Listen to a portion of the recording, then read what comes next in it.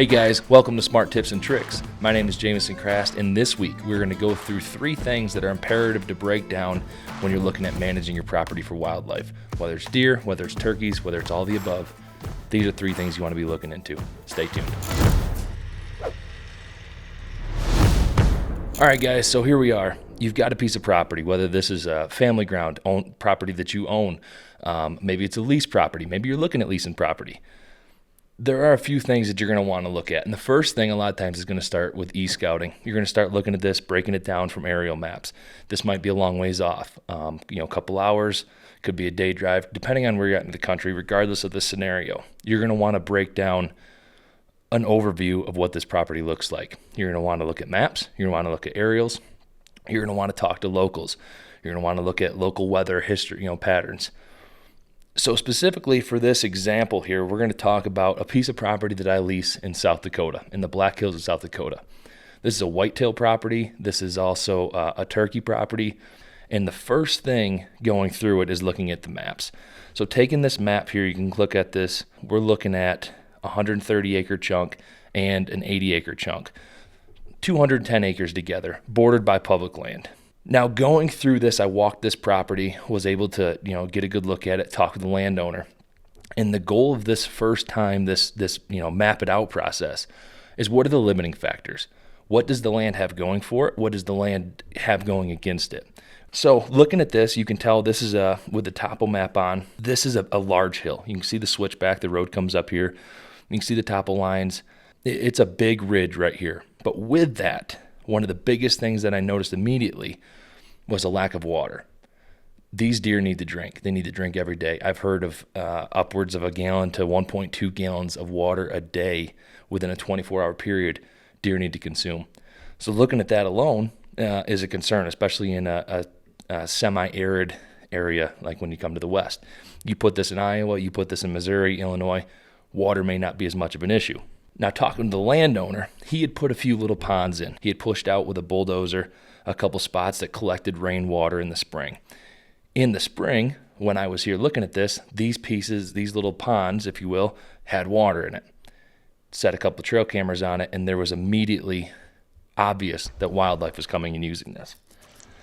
He made it known that this would dry up when you get out of the rain season, and much of the summer was completely dry, into the fall was completely dry, and there is no water for miles. So water on this ridge is immediately a limiting factor. Noted that. Now, switching gears from the food side, being in the Black Hills and the timber, this is not agricultural ground. We're not looking at big crop fields. We don't have soybean fields. We don't have big clover fields. We don't have that crop that you do when you get to parts of the Midwest. So another part of looking at this is I said, all right, what are these deer eating? Again, talk to the locals.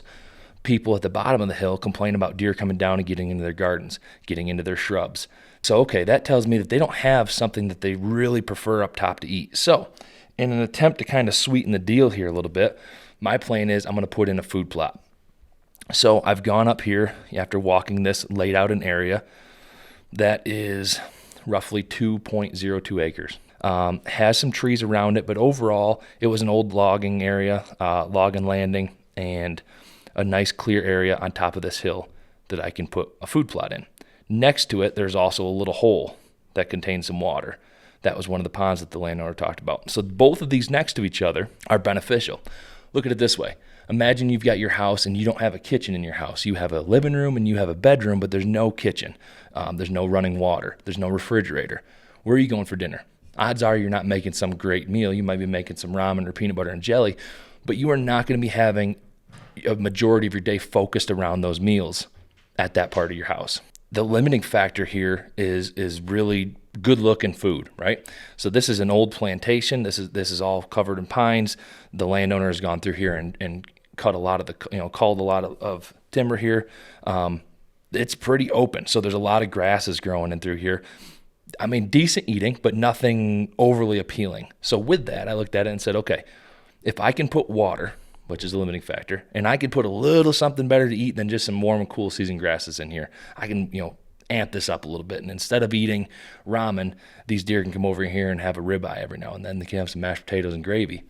That's what we're putting up here. Now, bedding, they have all sorts of bedding. There's areas down through here that's various stages of regeneration. Lots of bedding. There's bedding over on public land. So we have that here. These deer are already transitioning through here, through some of these saddles. So we have that. It needs water, and we're going to sweeten the deal with a little bit of food. And through the rest of this series, I'm going to break down water. I'm going to break down food, how to maximize that, make that efficient to grow bigger, better deer. At the end of the day, it's going to make it easier and better hunting for you. So stay tuned. If you guys got questions, you got comments, drop them into links below. Stay tuned for next week's video because we're breaking down how to do a DIY guzzler and wait until you see the impacts that this has.